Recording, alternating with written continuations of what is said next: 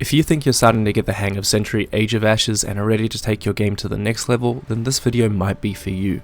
This is the first of my intermediate to advanced level guides to Sentry Age of Ashes, and I think the first thing any Dragonair needs to know is how to move effectively and efficiently. Hello everyone, my name is Dusty, and in this guide we're going to cover movement mechanics, dodge techniques, and overall strategies to keep you zooming through the map.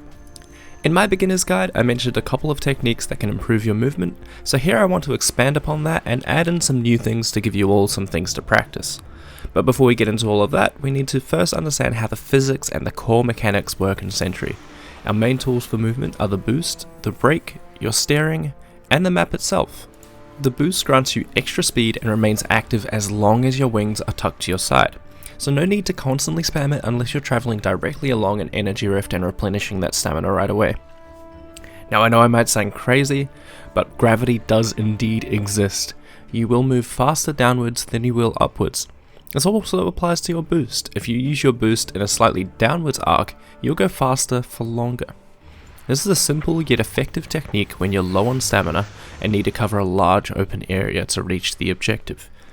The brake does exactly what you'd expect. It slows you down. 9 times out of 10 you're only ever going to tap the brake or hold it for a very short period to quickly change directions or to eliminate an enemy that has been caught on those pesky walls. But it is still a crucial part of our movement repertoire. This next technique is probably the most important movement technique you need to learn in this game. But before we go into more detail, let's first compare normal turning, turning while boosting, and then turning using this tech called drifting. It's very clear to see which is the best option, so now let's go over how to do it. The key to this tech is to use the brakes into the turn and boosting immediately after. The way I like to do this is to begin turning, tap the brake, and then boost while holding that turning angle.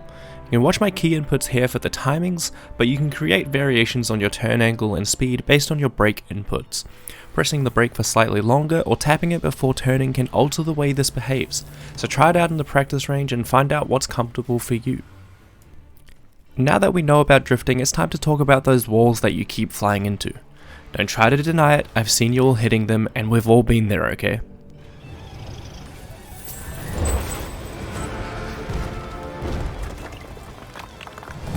But you can make use of these walls to take even sharper turns in exchange for a small percentage of health.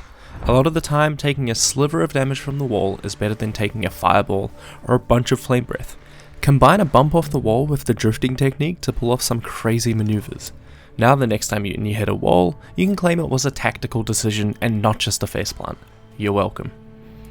Now that we've got some clever movement tools under our belt, it's about time we put them to use to dodge incoming fireballs and shake off that flame breath.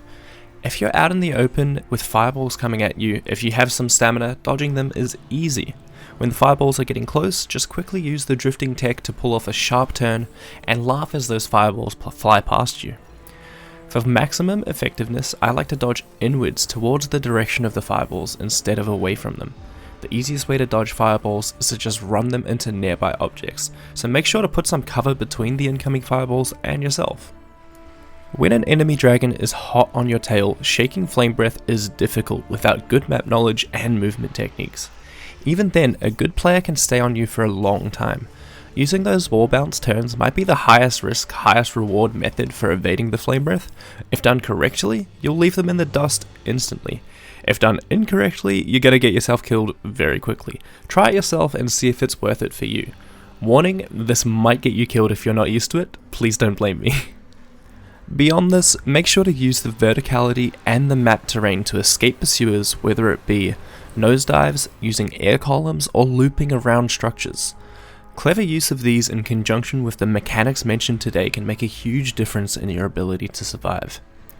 In the interest of time, I think we'll leave this here and cover some complex map routes and maneuvers in another video, so make sure to subscribe to keep up to date with the latest Sentry guides and other content. If you found this helpful, or you have questions, please leave a comment below, or come find me on Twitch or in my Discord server, links are in the description. That's all for now, I hope you enjoyed and I will see you in the next one.